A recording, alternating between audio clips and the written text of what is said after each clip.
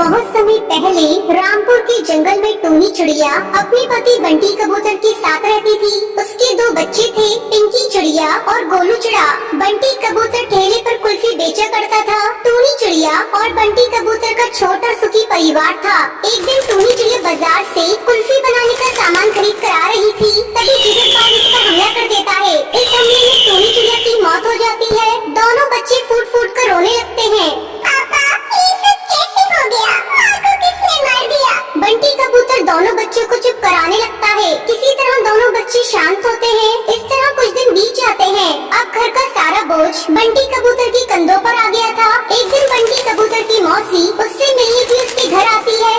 बंटी बेटा, मुझसे तुम लोगों की हालत देखी नहीं जाती। तुम मेरी एक बात मान, बच्चों की खातिर तो दूसरी शादी कर ले। कब तक तो घर में पड़ा पड़ा बच्चों के लिए अपना काम धंधा बंद करके उन्हें देखता रहेगा।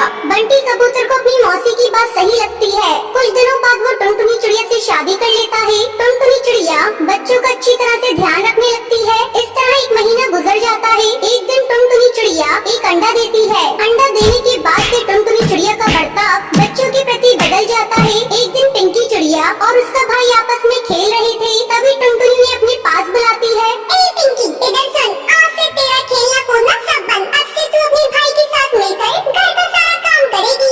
डर के मारे दोनों बच्चे काम करने लगते हैं। काम करते करते उन्हें रात हो जाती है। तभी टूनी चिड़िया की आत्मा वहाँ आती है। उसे देखकर पिंकी चिड़िया डर जाती है।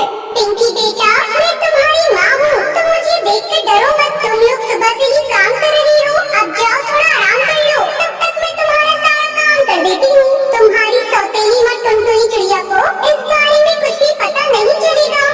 दोनों बच्चे आराम करने लगते हैं और भूतिया टूनी चिड़िया की आत्मा घर का सारा काम कर देती है। एक दिन जब दोनों बच्चे सो रहे थे, तब टुनटुनी चिड़िया बंटी कबूतर को ले जाती है और उससे कहती है, तुम देख रही हो ना जी, तुम्हारे दोनों बच्चे कितने आराम से सो रहे हैं। मैं दिन भर काम करती हूँ, लेकिन इन्हें तो जरा भी परवाह नहीं। अब मुझसे इनके नखरे सही नहीं होते, तुम इन्हें ले जाकर कहीं दूर छोड़ दो। कुछ ही दिनों में मेरा बच्चा भी अंडे से बाहर आ जाएगा। मैं नहीं चाहती कि मेरा बच्चा इनके साथ रहकर निकम्मा बन जाए। और अगर तुमने इन दोनों बच्चों को ले जाकर कहीं दूर नहीं छोड़ा, तो मैं तुम्हें छोड़कर अपने मायके चली जाऊंगी। फिर अपना काम धंधा बंद करके अपने बच्चों को संभालते रहना। टुनटुनी, तुम जैसा कहती हो मैं वैसा ही करूँगा, लेकिन तुम मुझे छोड़कर अपने मायके मत जाना।